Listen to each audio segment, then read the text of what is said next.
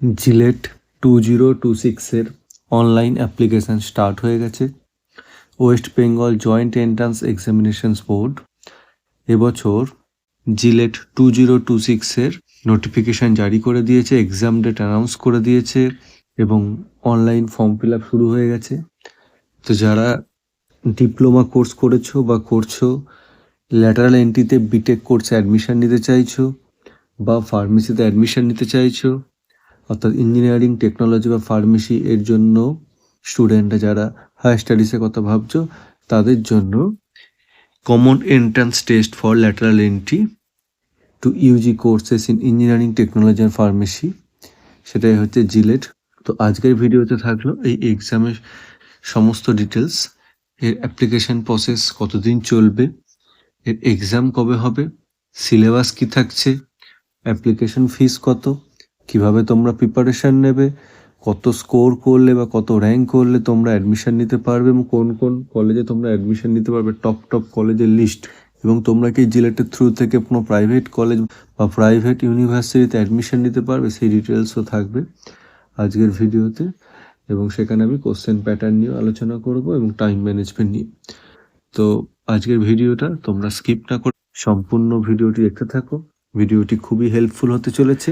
তো আমার এই চ্যানেলে বেশ কিছু এক্সাম রিলেটেড ভিডিও অলরেডি আমি আপলোড করেছি, তো তোমরা সেই ভিডিওগুলো দেখে নিতে পারো এবং পরবর্তীকালে তোমরা বিভিন্ন কম্পিটিটিভ এক্সাম বা এই রিলেটেড ভিডিও পেতে চ্যানেলটি সাবস্ক্রাইব করে রাখো।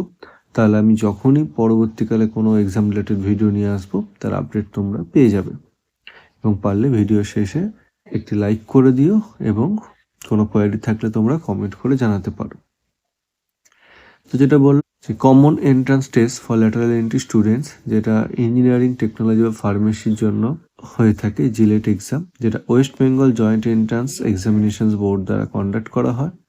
তো এবছর তাদের এক্সাম ডেট হচ্ছে 13 জুন হচ্ছে এক্সাম হবে এবং অ্যাপ্লিকেশন প্রসেস শুরু হয়েছে 19 মার্চ থেকে, অর্থাৎ এই বৃহস্পতিবার থেকে শুরু হয়েছে এবং চলবে 6 এপ্রিল 2026, অর্থাৎ এপ্রিলের 6 তারিখ পর্যন্ত চলবে।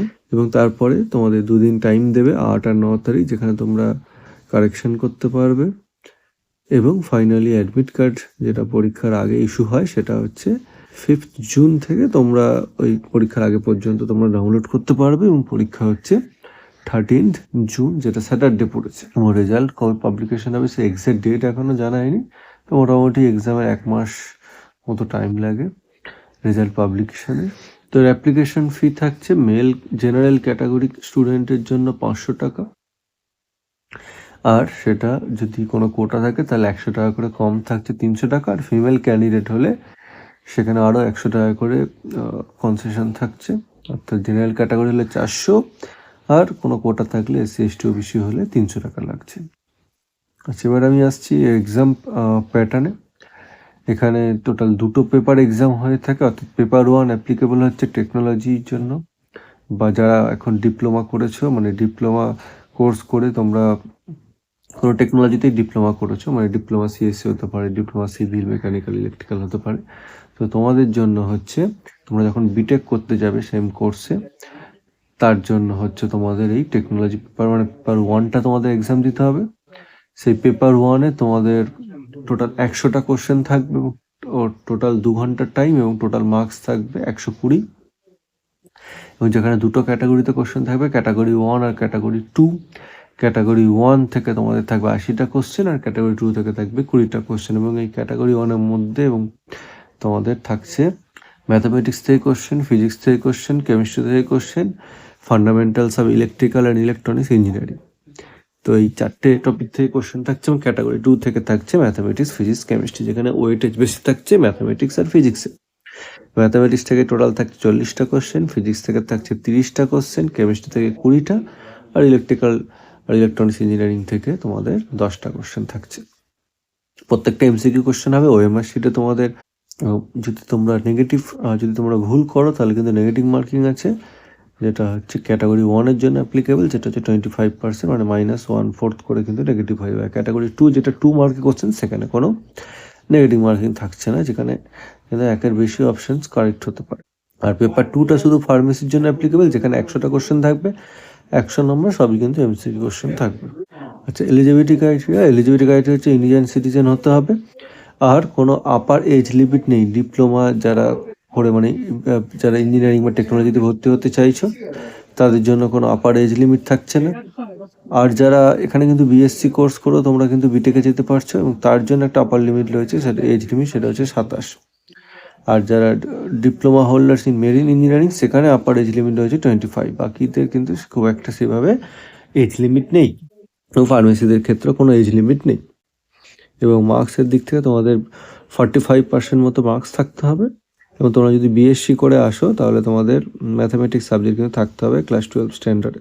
সিলেবাস যেটা বললাম, ম্যাথামেটিক্স থেকে বেশি কোশ্চেন থাকছে, 40টা কোশ্চেন, যেখানে matrix, determinant, complex number, coordinate geometry, vector algebra, differential calculus, application of derivative, partial differentiation, integral calculus, ordinary differential equation, probability, এগুলো থাকছে। আর ফিজিক্স থেকে থাকছে তোমাদের ইউনিট ডিমেনশন, মেজারমেন্ট, কাইনেমেটিক্স মানে যেখানে তোমাদের স্পিড, ভেলোসিটি, অ্যাক্সেলারেশন মানে ওয়ান ডিমেনশনাল মোশন ওটা থাকছে।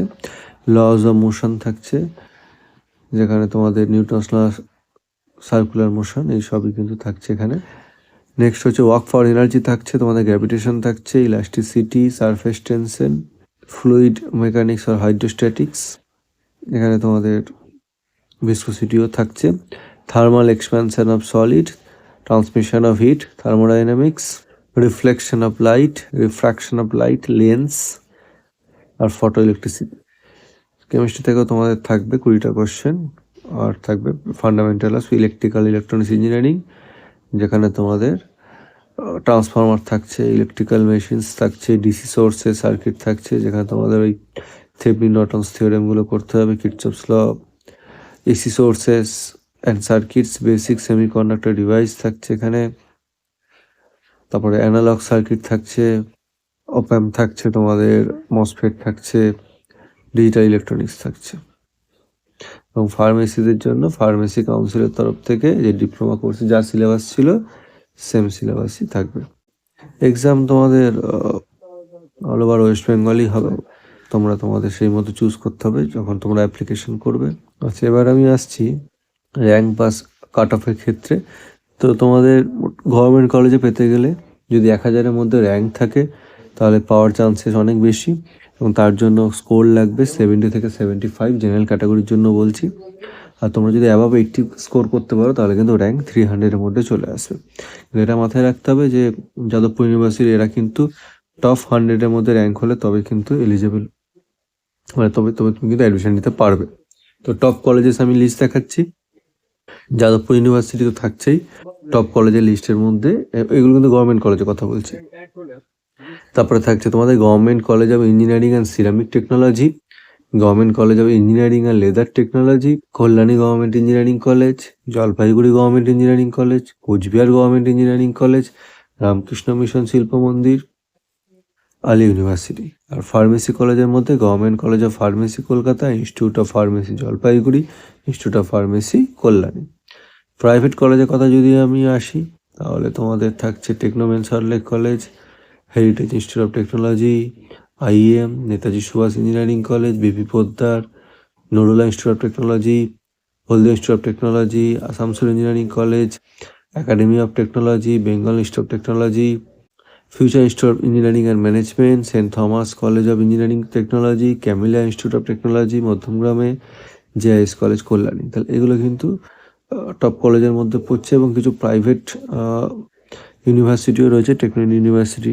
তো এরকম বেশ কিছু ইউনিভার্সিটিও কিন্তু আছে যেখানেও কিন্তু তুমি জিলেটের থ্রু থেকে অ্যাডমিশন নিতে পারবে। তোমাদের সকলকে বেস্ট অফ লাক রইল। ভিডিওটি ইনফরমেটিভ হলে একটি লাইক করে দেবে, এবং পরবর্তী এক্সাম রিলেটেড আপডেট পেতে তোমরা চ্যানেলটি সাবস্ক্রাইব করে রাখো। ধন্যবাদ ভিডিওটি দেখার জন্য।